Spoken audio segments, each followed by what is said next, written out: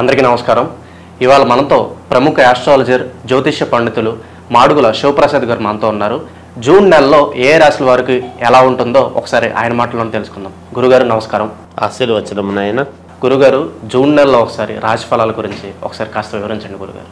శ్రీ మహాగణాధిపతయే నమః. ఐం మహాసరస్వత్యే నమః. శ్రీ లలితాంబికాదేవ్యే నమః.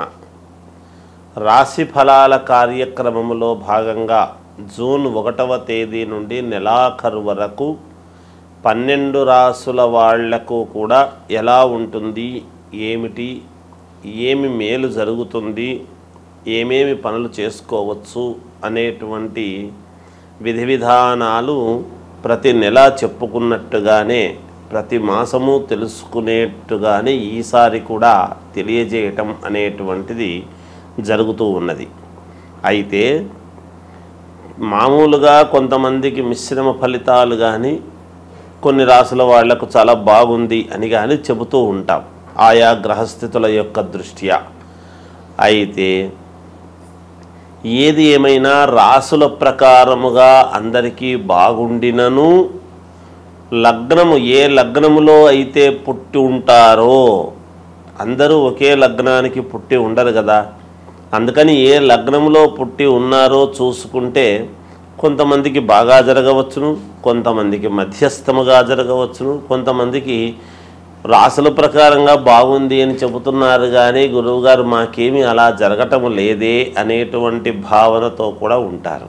అయితే అందుకని వ్యక్తిగతమైనటువంటి జాతకాలను ఎక్కువగా మనం చూసుకోవాలి అనేటువంటిది ఉంటుంది. అంటే date, time, date of birth, time of birth, place of birth అనేటువంటివి ఉంటే క్షుణ్ణముగా మొత్తముగా పరిశీలన చేసి చెప్పుకోవచ్చును ఎప్పుడూ కూడా.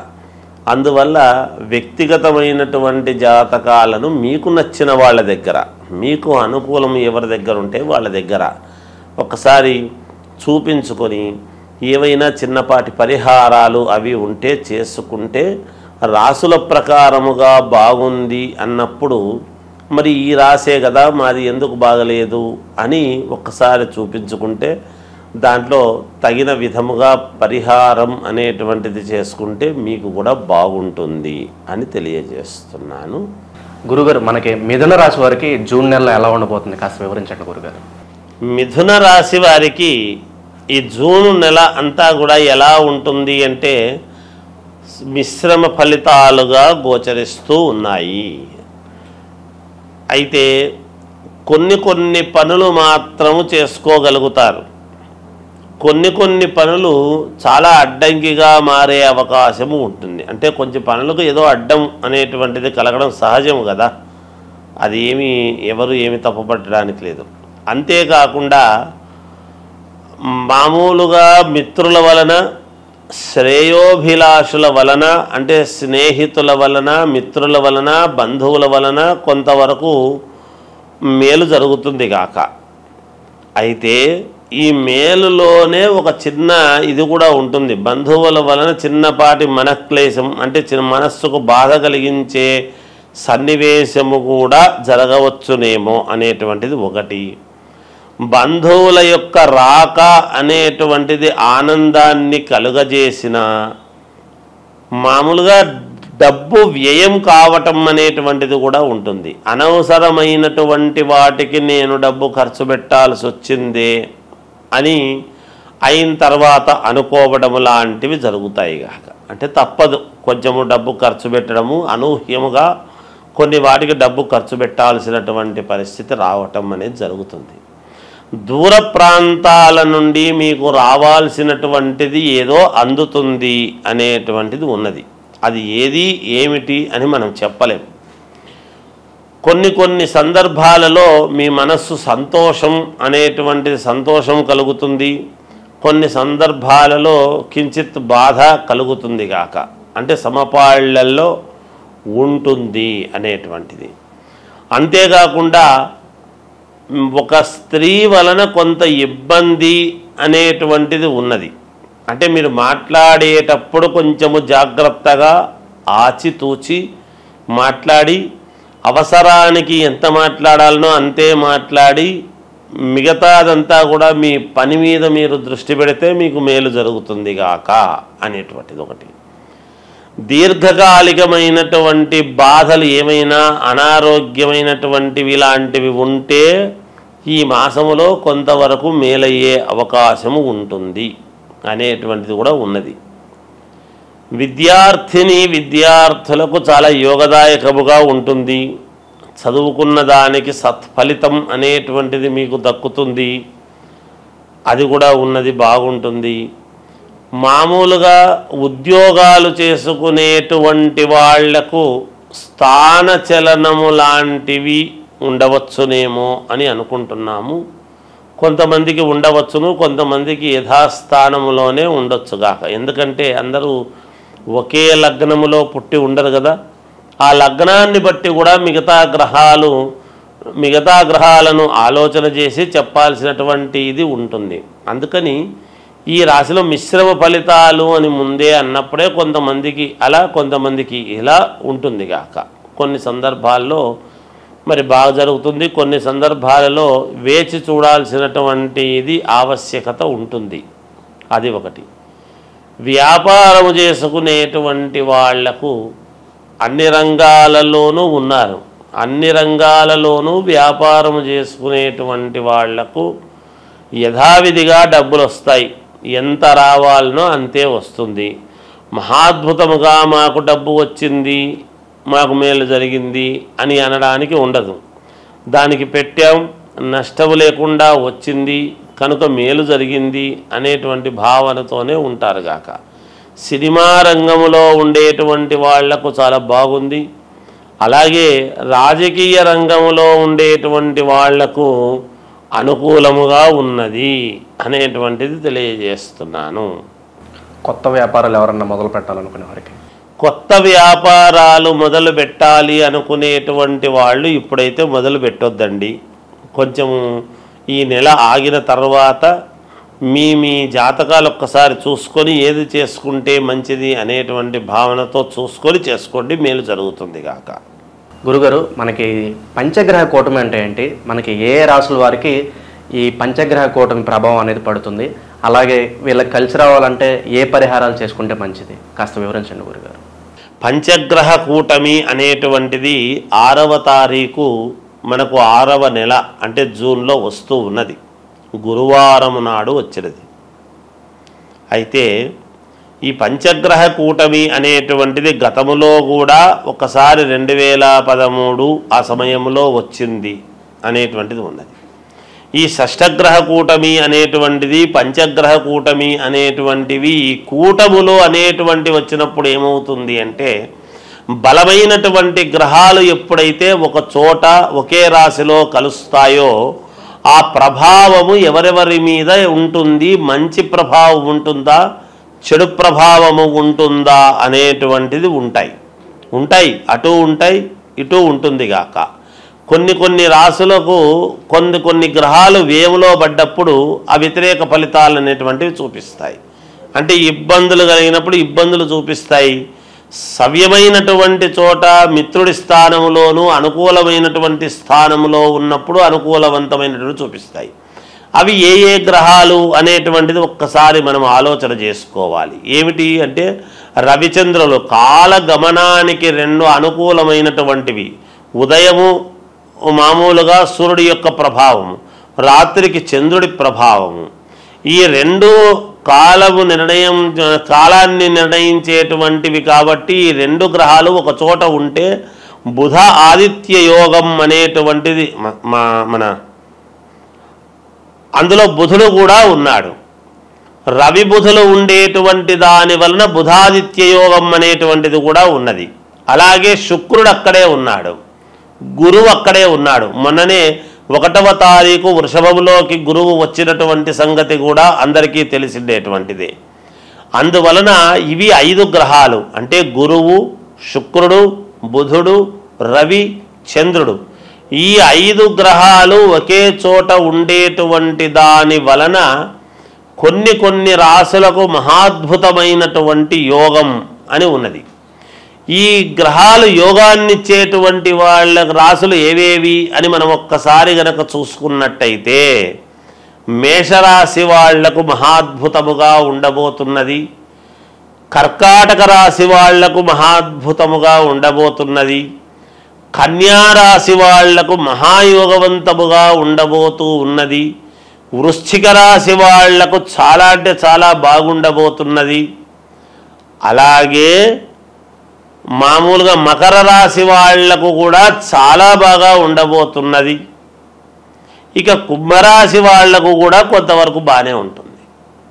అయితే ఇందులో ఇప్పుడు నేను చెప్పని గ్రహాలు ఉంటాయి కదా, ఇవి కొంచెము చిన్న ఇబ్బందికరమైనటువంటి పరిస్థితి. ఏమిటయ్యా అవి అంటే, అసలు ఎక్కడైతే ఉన్నాయో స్థానములో అన్నీ బరువైనటువంటివి ఏవైతే ఉన్నాయో వృషభ రాశికి సమస్యే. ఒక చోట కూటమి అని ఏర్పాటు చేసినప్పుడు ఒకే చోట ఉన్నప్పుడు అక్కడ వృషభ రాశికి ఇబ్బంది, మిథున రాశి వాళ్లకు కొంత ఇబ్బందే, కొంచెము సింహరాశి వాళ్లకు కొంత ఇబ్బంది, అలాగే తులారాశి వాళ్లకు ఇబ్బంది, ధనుస్సు రాశి వాళ్లకు మరీ ఇబ్బంది. వీటి వలన ఏమిటి, ధనుస్సు రాశి వాళ్లకు ఇంకోటి కూడా ఉంది. దీంట్లో ఒక చిన్న ఇది చెప్పుకోవాలి మనం. ఎవరైనా గర్భవతులుగా ధనుస్సు రాశి వాళ్ళు గనక ఉన్నారు అంటే కొంచెము జాగ్రత్తగా ఉండాలి అనేటువంటిది ఉన్నది ఒకటి. అలాగే మీనరాశి వాళ్ళది ఇబ్బంది ఏమీ లేదు, చిన్నపాటి ఇది ఉంటుంది దానికి. ఇలా కొన్ని రాసుల వాళ్లకు కొంత ఫలితాలు ఇవ్వటములో తారుమారవుతాయి. ముందే మామూలుగా అంతంత మాత్రముగా ఉంటాయి. ఈ పనులు జరిగితే బాగుంటుంది, ఈ వివాహం అయితే బాగుంటుంది, ఈ ఉద్యోగం వస్తే బాగుంటుంది, ఈ విదేశాలకు వెళితే బాగుంటుంది, లేదా ఇంకొకటి మనకు ఇది తీరితే మనకు మేలు జరుగుతుంది, ఈ ధనము రావాల్సిండేటువంటిది ఉన్నది, ఈ పొలము మనకు వాయిదాలు లేకోకుండా మనకు మన వైపు తీర్పు వస్తే బాగుంటుంది. ఇలా ఒకటి కాదు రెండు కాదు అనేక రకాల సమస్యలతో ఉంటారు.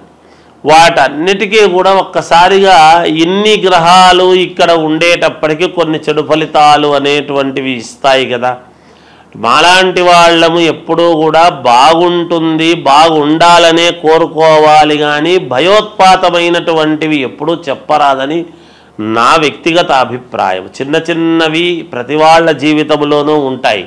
ఉన్నంత మాత్రాన అవి పర్వాలేదు, ఏం పర్లేదు, మీకు బాగుంటుందంటే మీకు మానసికమైనటువంటి సంతోషం ఉంటుంది, కానీ మీకు ఇది బాగాలేదు అది బాగలేదు అని చెబితే ఎలాగబ్బా ఆర్థిక ఇబ్బందులు అనేక రకాల సమస్యలతో ఉంటారు ఈ రోజులలో. ప్రతిదీ మాలాంటి వాళ్ళము భయముతో కూడినటువంటివి చెప్పేటప్పటికీ మీకు ఏమీ పాలుపోక నిజంగా బాగుండేటువంటి ఆత్మవిశ్వాసము కోల్పోయే పరిస్థితి ఎవరికీ రాకూడదు. అందువలన చిన్నపాటి ఇబ్బందులు, సముద్రము అన్న తర్వాత అలలు, మానవ జీవితం అన్న తర్వాత ఒడిదుడుకులు ఉంటాయి, సహజం అది, దానికి ఎవరు భయపడక్కర్లేదు.